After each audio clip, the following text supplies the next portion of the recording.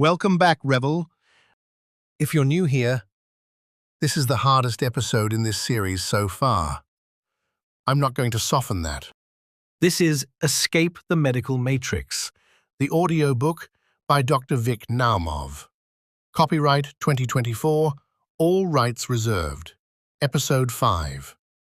This is the third and final tape, a 1991 interview between Randy Engel of the U.S. Coalition for Life and Dr. Lawrence Dunegan, revisiting what he says he heard in 1969. Some of what's in this chapter is ugly.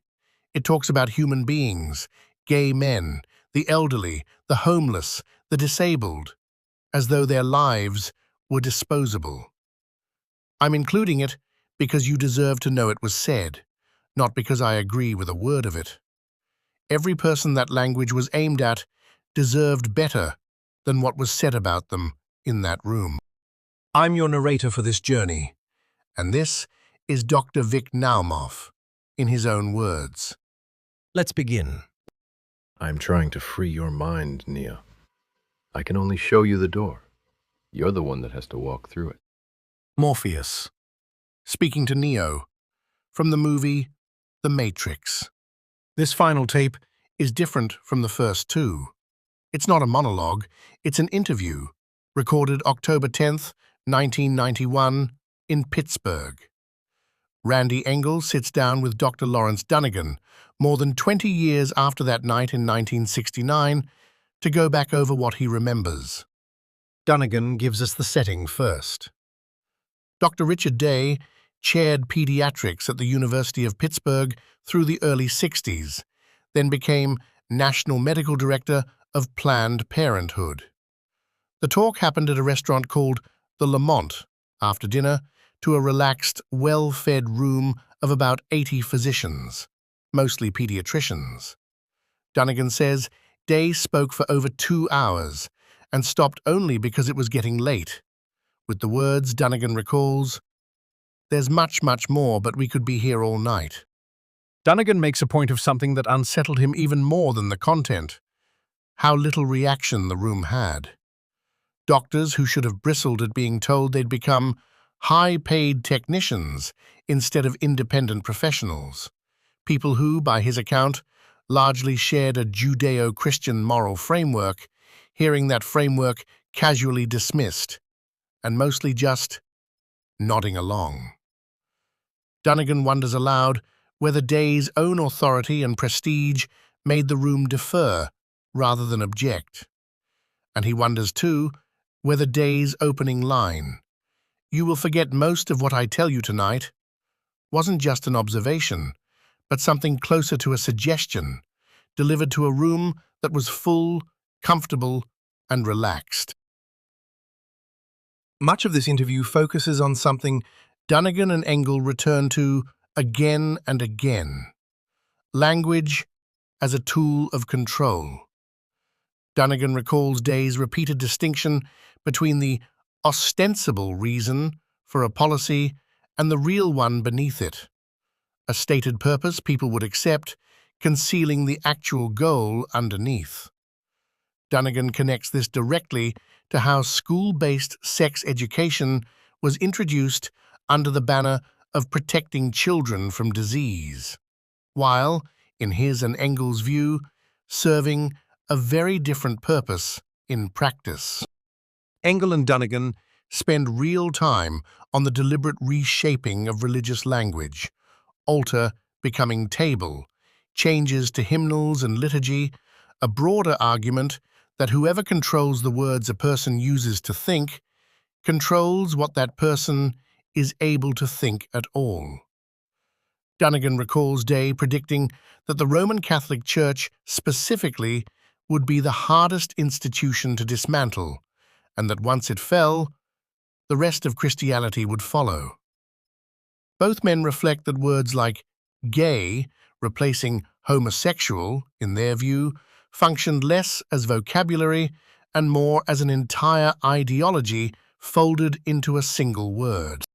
Here is where I need to slow down and be very direct with you. In this part of the interview, Dunnigan recalls Day framing certain groups of people as expendable, using the language of the law of the jungle to describe who he believed deserved to survive and who didn't.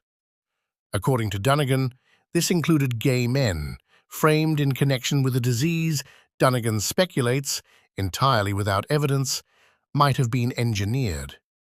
It also included homeless people, elderly people, and people with disabilities, described in the interview in dehumanizing terms, as burdens without value, as people whose deaths wouldn't be mourned.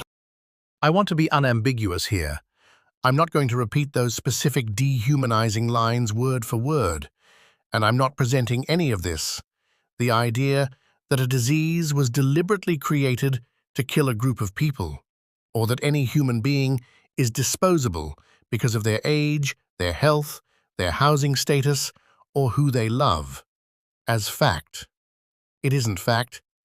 It's a claim from a single, second-hand, decades-old recollection, and even taken purely as an account of what was said, it describes something morally indefensible.